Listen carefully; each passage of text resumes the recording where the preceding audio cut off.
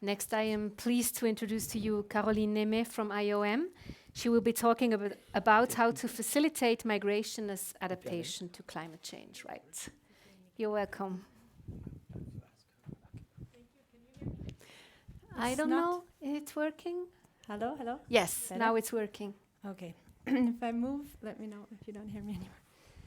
So thanks a lot. It's a pleasure for me to be here. I work with IOM Switzerland, so I'm not based in Geneva at the headquarters. I'm based here in Switzerland, in Bern. We have a country office here, and I'm focal point for this topic. So I work closely with our experts at headquarters. Now, I was asked to talk about adaptation, migration as an adaptation strategy, and we just talked about it, that it can be controversial, but we'll go into more depth later. Maybe a short introduction to the topic of migration, how it's dealt with at IOM. So IOM started working on the topic of migration and climate change in the early 90s already. So there's a lot of experience that was accumulated since then. But as this link between human mobility and climate change became increasingly evident and is now also a big topic on the political stage, a division was established at headquarters in 2015. And now we have a new, not that new now, but strategy for migration, environment, and climate change that basically was created because it was seen that we need a comprehensive approach to the topic, and it was based on consultations, internal and external consultations, that then led to the adoption of this strategy. So our activities are now based on this strategy. That's why I'll introduce it very shortly.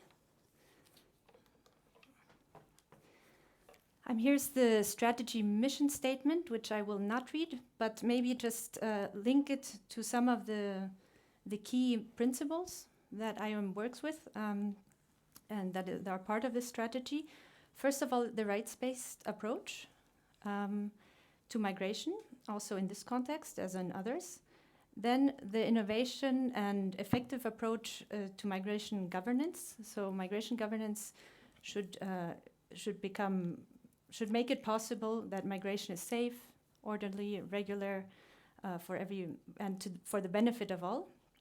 And then it's migrant-centered, of course, and inclusive. Those are some of the principles that are reflected also in this mission statement. And now to go into a bit more detail, we talked about the whole range and how complex the topic is. We kind of broke it down in the strategy into 3 areas. So 3 strategic objectives. One is to find solutions, support solutions for people to move. So this is what I'm going to be focusing on today. It's basically migration to actually make people safe, allow people to leave areas when they need to, find solutions to the problems linked to climate change. The second area, which I will not talk about today so much, is solutions for people on the move. So, of course, protection of migrants of persons who are moving, and solutions for people to stay, which is probably the preferred option, but not always actually a choice or an option. Then we work on, so this is the one I'll focus on. Of course, the strategy is not only in one area of work of IOM. It covers the operational activities. We work on the topic in our operations, migration policy. IOM has this migration policy role, knowledge provider role, and convener role. Basically, the aim is to develop an organization-wide climate lens on all activities IOM does, on evidence, on policy, and operational. So it sounds a bit like mainstreaming climate change, huh? It's probably the new buzzword soon. But I was asked to focus on Latin America, and before I go into one or two, if we have time, 2 projects, I'll give some overview of the data we have. So this is IDMC source.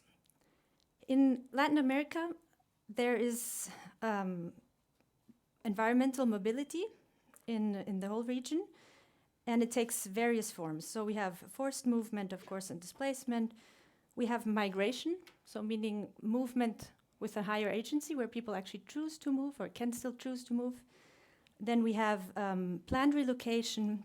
We also have immobility scenarios, and we have temporary and long-term migration. Yeah. Actually, the numbers are rising. So between 2017 and 2022, there were over 3 million new internal displacements due to disasters. And the main countries actually that are affected are various. You can see here all the countries that are mentioned. This is South America only, I believe. Yes. This is, so not Central America, then it would probably be much broader. But the main country affected is Brazil, affected by internal displacement related to climate change. Then we also have Colombia, Peru, Paraguay, to mention a few. Maybe also interesting is there's a review of scientific literature that actually counted that there's 63 planned relocation processes going on in the region also. So this is also a topic of relevance in this region. Not as much as in Fiji, probably, in the Pacific, but still very relevant. Now, we did have the question before, but migration as climate change adaptation, is that not? There's some controversy about this. Thanks for explaining it, but clearly in the last IPCC, it is said that yes, often human mobility is interpreted as an impact on vulnerable peoples, but it can also be an adaptation strategy to manage risks and reduce exposure. So people can continue their lives in a different but stable situation. And of course, the role of remittances is also there when you talk about migration. So basically what we at IOM want to do is we look at the whole spectrum of human mobility, going from the voluntary forms of displacement to, of course, forced displacement.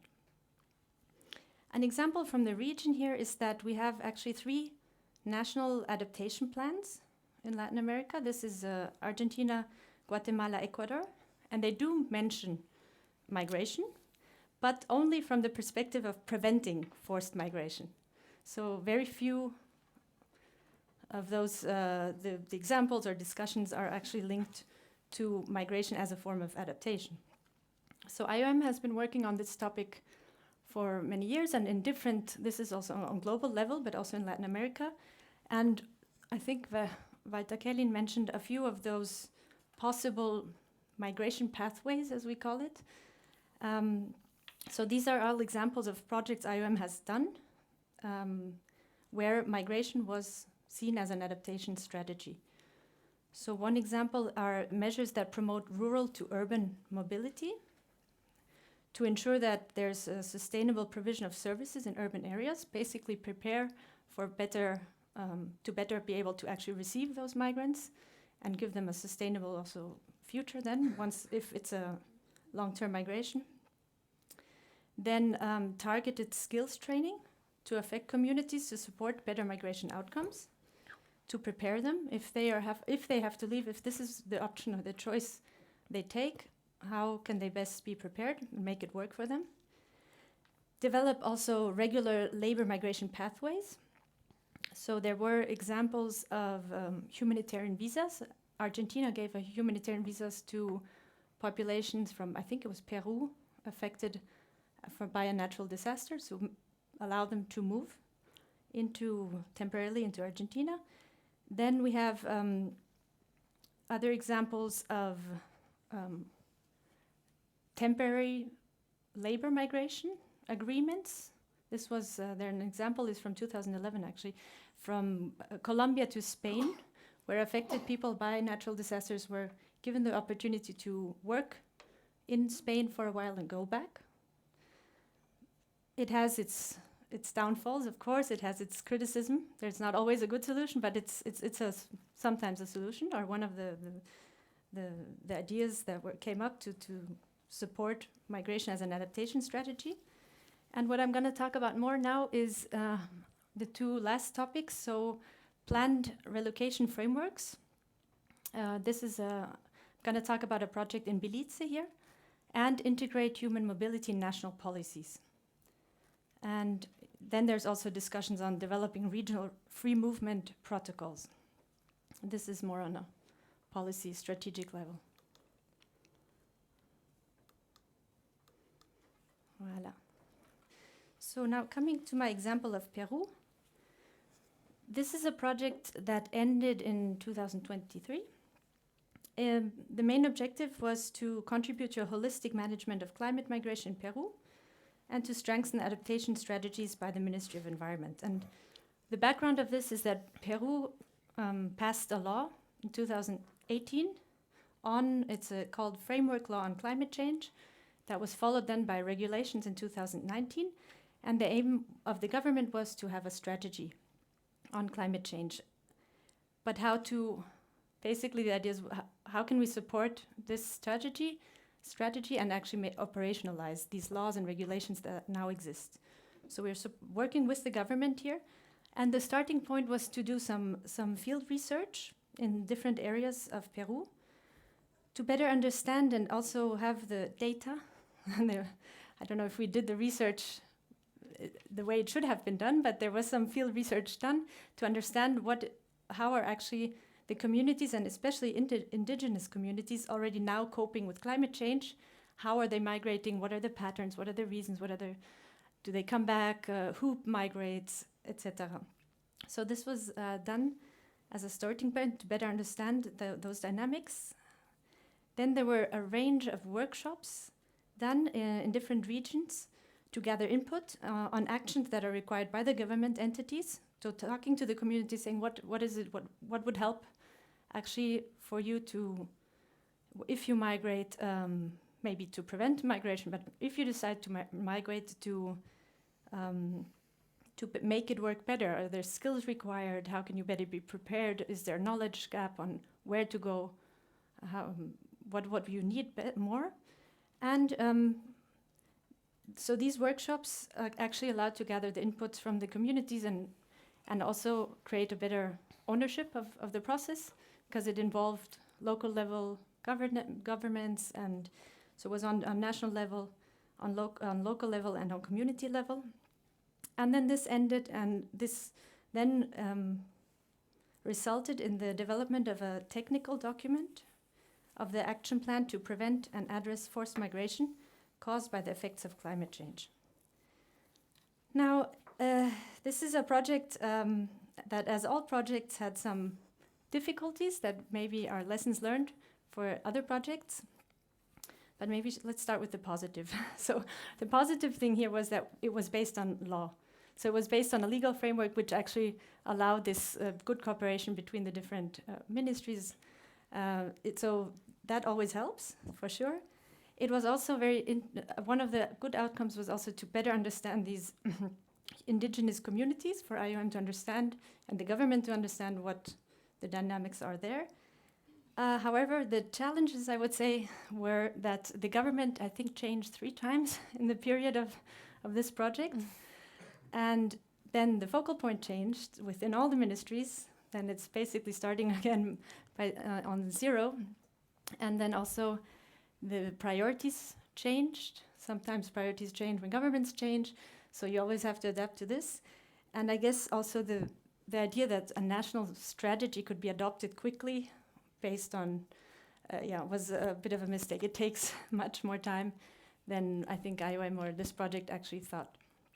But it was still I think a good project, because this technical document now will feed into the development of the strategy. Okay. My timekeeper is saying I should make it shorter. Actually, in parallel to this, there was a study done on climate change and migration in Peru, which was very interesting because it showed, it showed that migration is already being used as a strategy to cope with hazards. It looked at how and when, and some of the things were, first of all, the positive effects of migration, because there are many positive effects. Actually, there was a diversification, there were the remittances that actually allowed the communities, other members of the communities, to stay. There's also skills, especially for people from the rainforest areas, that moved that were then able to go to school. So it was also knowledge, skills were acquired that then also helped the communities. And the problem, of course, was that there was also negative effects of this migration. I'll make it short. You can all think what it is, of course, that traditional knowledge is eroded, that you have communities are left behind. Often it's men that migrate, so women are left behind alone with the workforce. To do the workforce, there's school desertation was shown as one of the big problems. And then there's, of course, the challenges the migrants face when they mainly migrate actually from rural to urban areas, as in many countries, I think. And so there, then they have lack of resources, no work, psychological challenges, and so on. So this study highlighted this, and then I think important is we said, why do we do data? Well, we do it to recommend things, concrete actions, and I think some of those were given to came out of the study and were shared. And some of them were that this is just a few that are linked to migration as adaptation strategy. And first of all, more research is needed. Clearly, there's not enough knowledge on why people migrate. And then it was also interesting that we always think that we always thought, or it's a general thinking that people migrate when livelihoods are at stake. But actually what came out is that climate has effects on other areas of, for example, especially for indigenous communities, climate change also affects their ecosystem that is linked to their spiritual, world beliefs. And that also then triggers migration. So it's not just the economic part. And this is another thing that came out of the study and the recommendation to study more. So what actually comes out of, or how does climate actually affect the communities, what's the triggering point to make them leave? And I'll spare you the others, to be short. Just to tell you, in Belize, I think we have no more time to look into this project, but I think we heard about it on the example of the Pacific area. And here, what IOM did was also based on a law. The government wanted to plan better have an adaptation strategy plan for the effects of climate change. And so we worked together with the Ministry of Environment of Belize to first of all study some of the communities to see, is there high risk for these communities? Will they have to be potentially relocated? And what came out is yes, a lot of them do and will be relocated. And so working then with the communities and the government, IOM could develop planned relocation guidelines for the government to then be able to prepare for this process. Can I show the video? It's 2 minutes. Yes. Actually, this is not an IOM video, it's the local news.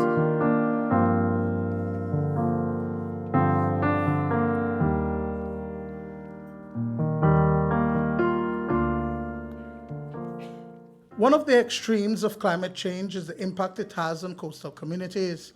With rising sea levels, land and beach building materials are washing away, threatening livelihoods and cultures, and forcing families to relocate. The latter is the long-term effect on countries like Belize, so there must be some level of planning or preparation for this eventuality. Planned relocation helps us to know that, well, you know what? Surveys and assessments need to be done to determine areas that are vulnerable, to determine people that are vulnerable, and people that may have to move from one place to the next, so that when they move, we can have housing for them, we can have health services for them, educational service for them, we can put things in place so that they can continue their livelihoods. Low-lying areas are also vulnerable communities to disasters and climate change. And as a country, planned relocation guidelines for climate-induced relocation are a must. For the past 3 days, representatives from various government ministries have been meeting in Belmopan to build their capacities to address the challenges associated with migration and climate change. The aim is to identify when relocation is the best option and what needs to be in place for this to happen without burden on GOB or the affected persons. there's multiple challenges in terms of planned relocation, right? One is the data and the information that we need, what are the hazards, where are they gonna strike? Another one is what does the community feel, right? Do they wanna move? Don't they wanna move? Where do they wanna move? And also, how will their livelihoods be rebuilt? Are they gonna have access to the same livelihoods? Is their living standard gonna increase or decrease, right? So these are some of the considerations. Then there are obviously issues of resources and issues of policies that play into question in this. This project helped to identify communities that are I think we have to cut here, but it gives maybe a little visual impression of the work that was done there. Thank you very much. Thank you, Carolin Nehmé. Maybe we will have questions for you after Okay. 3 examples. Thank you.